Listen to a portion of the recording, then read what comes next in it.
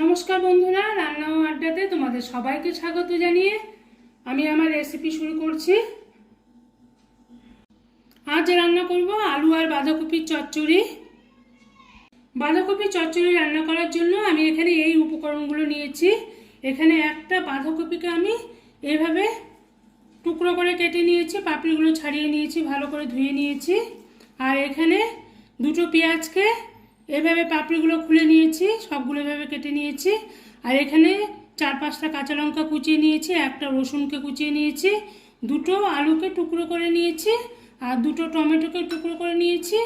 আর এখানে 1 চামচ পোস্ত কাঠখোলায় ভেজে নিয়েছি। আর এখানে 3টা শুকনো লঙ্কা, অল্প কালো জিরা আছে, আর কিছু বাদাম আমি ভেজে নিয়েছি।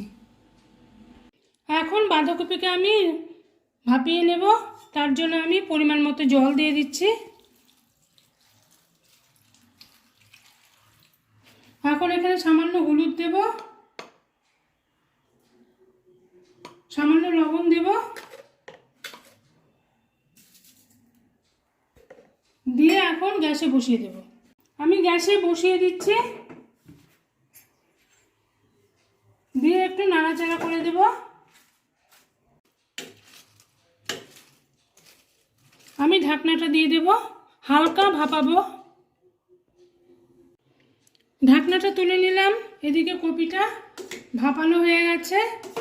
খুব বেশি ভাপানোর প্রয়োজন নেই, হালকা করে ভাপাতে হবে। হালকাভাবে ভাপানো হয়ে গেছে, এখন নামিয়ে নেব। এখন কড়াই গরম করে এর মধ্যে আমি পরিমাণ মতো সরষের তেল দিয়ে দিচ্ছি। তেলটাকে একটু গরম করে নিতে হবে। তেল গরম হয়ে গেলে এর মধ্যে 3টে শুকনো লঙ্কা আর সামান্য কালো জিরা ফোড়ন দিয়ে দিলাম। ফোড়নটাকে নাড়াচাড়া করে নেব। ফোড়ন হয়ে গেলে এর মধ্যে রসুন কুচি দিয়ে দিলাম, একটা রসুন কুচি। রসুনটাকেও হালকা করে ভেজে নিতে হবে। হালকা করে ভেজে এর মধ্যে দুটো পেঁয়াজ ডুমো ডুমো করে রাখা দিয়ে দিলাম। পেঁয়াজটাকে হালকা করে ভেজে নিতে হবে।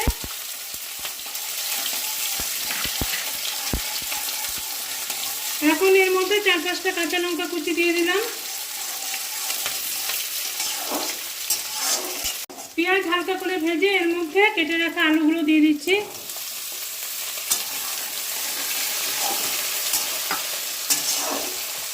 এর মধ্যে পরিমাণ মতো লবণ দেব, পরিমাণ মতো হলুদ দেব,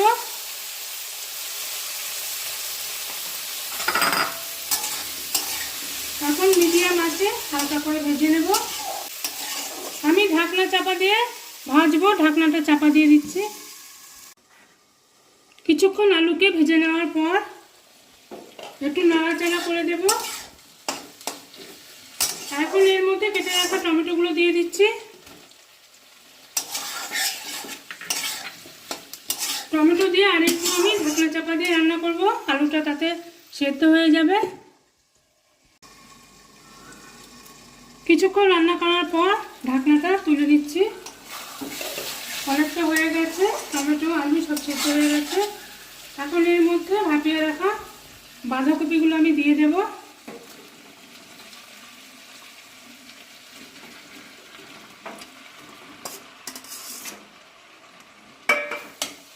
বাঁধাকপিগুলো দিয়ে এখন ভাজা ভাজা করে নিতে হবে।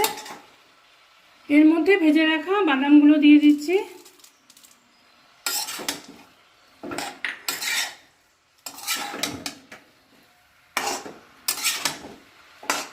এই চটপটা বাঁধাকপি আলুর ভুজিয়া তোমরা ভাত, রুটি, পরোটা সবার সাথে খেতে পারবে।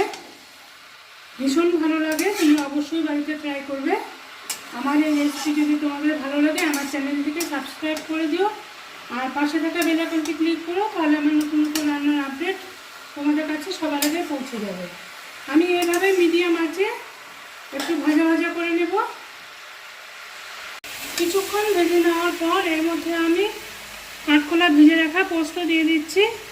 পোস্ত দিয়ে আরেকটু ভালোভাবে ভেজে নিতে হবে।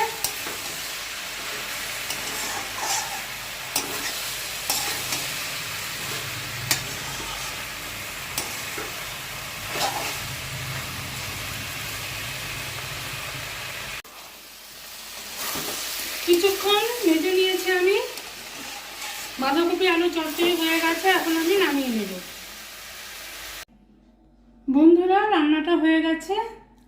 এই দেখো কি সুন্দর হয়েছে, খেতেও কিন্তু খুব ভালো হয়। তোমরা অবশ্যই বাড়িতে তৈরি করে খাবে।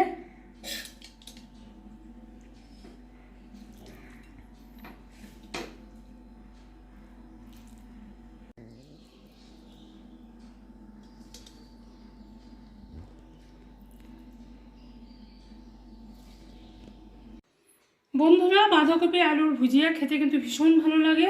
তোমরা অবশ্যই বাড়িতে ট্রাই করবে। আর আমার পাশে থাকবে, কাল আবার ফিরে আসবো অন্য রান্না নিয়ে।